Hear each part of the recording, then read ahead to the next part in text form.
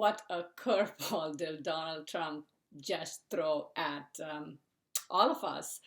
This was something that nobody saw coming, especially when he had made very clear that when the bill is passed through both the Houses and the Senate, he will sign it. And next thing you know, I'm sure you all are looking at all over the place. It's kind of blasted in media. Is he has said or called for the $2,000 checks for the stimulus instead of the $600. Let me quote him where he said that it is ridiculously low, which I mean, in all entirety, it literally is. But also, he described a lot of wasteful spending and much more. In that regard, let me be very clear. When he means wasteful spending, he actually is talking about a lot of the other regular omnibus bill that was tagged along with the coronavirus. So it really doesn't have anything to do on coronavirus. It's majority of his issue with the defense side of it. But that being said, this is not something we were expecting. He has actually refused to sign the bill if the amount is not changed to $2,000. Of course, Nancy Pelosi was quick to jump and she said, let's do it. Basically, now we don't know what exactly is going to happen. Looks like they are suggesting that if the amendment comes through, they would be more than happy signing the bill or voting for the bill, basically, on Thursday. And this becomes the law, assuming that's what Donald Trump actually wants and he agrees to sign.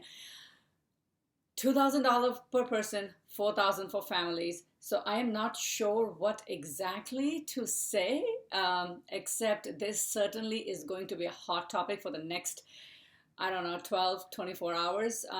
Nothing interestingly has come out of Mitch McConnell.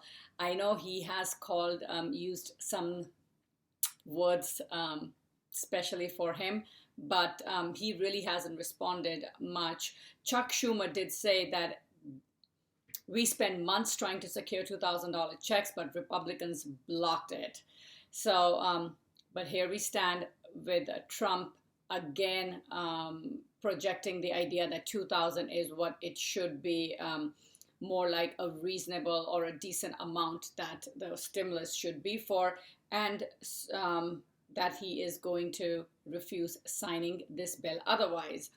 Of course, Alexandria Cortez from the AOC, they were quick to respond. She actually, and I have it here, an amendment already ready to go for the vote. It clearly has $2,000 for individual, $4,000 for the family, for married file joint. So I guess they are not losing any time on this. Let's see what else. Lindsey Graham.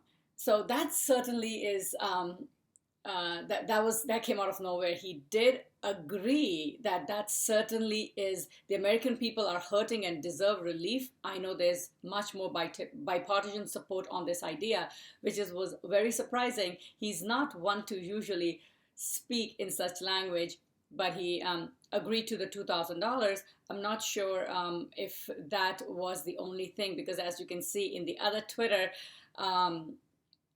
comment, he did mention that he would still want them to look at the Section 230 liability protections. That's what exactly the Democrats do not want to give the Republicans the liability protection for the corporations against this coronavirus. So now at this point, I'm not sure whether Nancy Pelosi will say, chuck it, we will give the liability protection, but we get the $2,000 for the American deserving this credit or the stimulus of $2,000 than the measly $600.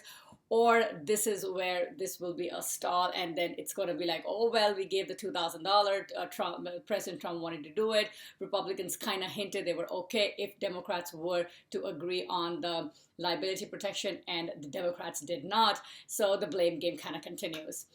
We'll see what happens. This is certainly